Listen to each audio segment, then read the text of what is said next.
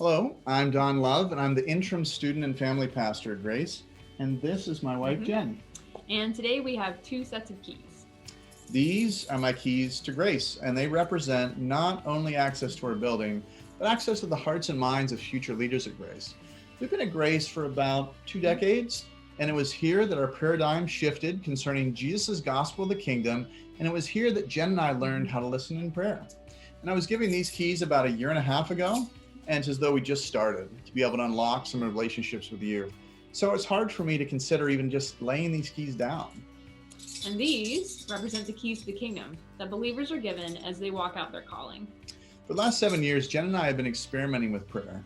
And we found that when we pray through things with others, we get to watch God change lives. And even more significantly, we get to watch as people change the way that they approach God in prayer. And often this is the beginning of intimacy with Christ that they've never known. And each time that we pray through things with someone, we can't help but marvel and give God glory that we've been counted worthy to watch as he changes lives right in front of us. It's as though God has given us keys to heal the brokenhearted, to bind up their wounds, and to activate them for unhindered service to the Lord. It's as though we are laying groundwork for revival to come. So as you know, we are in a transition. And we took some time a couple of weeks ago to discern God's will for the next stage of our lives. And what we heard was the phrase, "My people have forgotten to listen."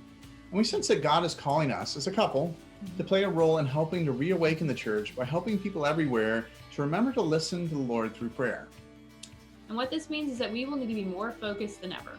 So we're in the process of transitioning Pray Through It into a nonprofit organization, developing our Unquenchable podcast, leading retreats and life groups, and of beginning to develop and support praying communities in the hopes of bringing inner healing to pastors and missionaries and life groups, and even to the lost through listening prayer evangelism.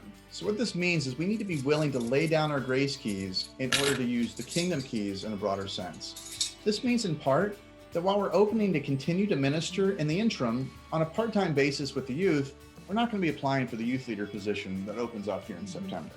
But not to worry, although we expect to be traveling and visiting other churches, we are not leaving Grace.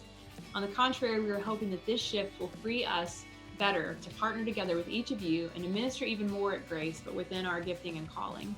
So we invite you to pray about what it looks like to join us in this ministry and to send us out as we take all that we've gained from Grace, partnering with God to experience inner healing and intimacy with Christ through prayer.